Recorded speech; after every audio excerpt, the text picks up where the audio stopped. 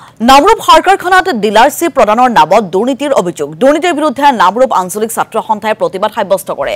সাৰ কাৰখানাটোৰ মূল প্ৰৱেশ দ্বাৰত ধৰ্ণা কাৰ্যসূচী ৰূপায়ণ কৰি প্ৰতিবাদ সাব্যস্ত কৰে। অভিযোগ অনুসৰি SK সিং নামৰ বিষয়াজনে ডিলাৰশ্বিপ প্ৰদানৰ নামত লাখ লাখ টকা সংগ্ৰহ কৰাৰ অভিযোগ। বিষয়াগৰাকীক বৰ্খাস্তৰ দাবী আছুৰ। উদ্যোগটোৰ ভাৰপ্ৰাপ্ত CMD প্ৰদীপ কুমাৰ বণিকে SK সিঙক ৰক্ষণাবেক্ষণ দিয়াৰ অভিযোগ উত্থাপন হৈছে।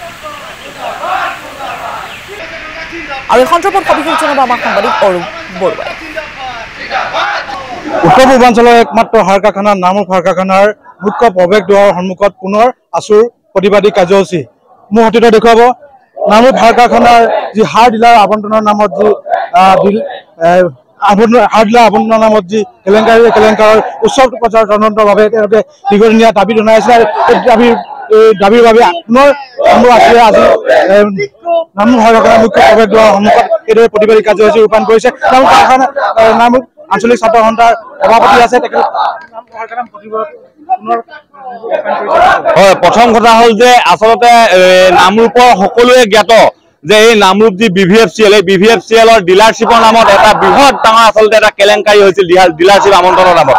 এই ডিলাৰশ্বিপ আমন্ত্ৰণৰ কেলেংকাৰী 705টাতকৈ অধিক ডিলাৰ কোনো কৃতিত্ব নথকাকে আচলতে ডিলাৰ আমন্ত্ৰণ কৰা হয় যে বোৰ্ড মিটিঙৰ সিদ্ধান্ত আছে যে বোৰ্ডৰ মিটিঙত যেতিয়া এটা ডিলাৰশ্বিপৰ নামত আমন্ত্ৰণৰ সিদ্ধান্ত ডিচিজন লোৱা হ'ব তাৰপিছতে আচলতে ডিলাৰশ্বিপ আমন্ত্ৰণ কৰিব পাৰিব বা ডিলাৰশ্বিপ দিয়া হয়। কিন্তু কোনো ধৰণৰ তেওঁলোকে সিদ্ধান্ত গ্ৰহণ নকৰাকৈয়ে ইয়াৰ পূৰ্বৰ যিজন CMD এই CMDয়ে সেই ডিলাৰশ্বিপসমূহ আচলতে আমন্ত্ৰণ কৰি থৈ গ'ল। আৰু এই গোটেই সম্পূৰ্ণ বিষয়টো SK সিং নামৰ যিজন ইয়াৰ বিষয়া মাৰ্কেটিং ডিপাৰ্টমেণ্টৰ সেই সময়ৰ বিষয়া আছিল, এই বিষয়াজনৰ আচলতে অডিঅ' আৰু ভিডিঅ' ভাইৰেল হোৱাৰ পাছতো আমি আছুৱে বাৰম্বাৰ দাবী জনাই আহিছিলোঁ এই বৰ্তমানৰ যিজন ভাৰপ্ৰাপ্ত CMD প্ৰদীপ কুমাৰ বণিকক।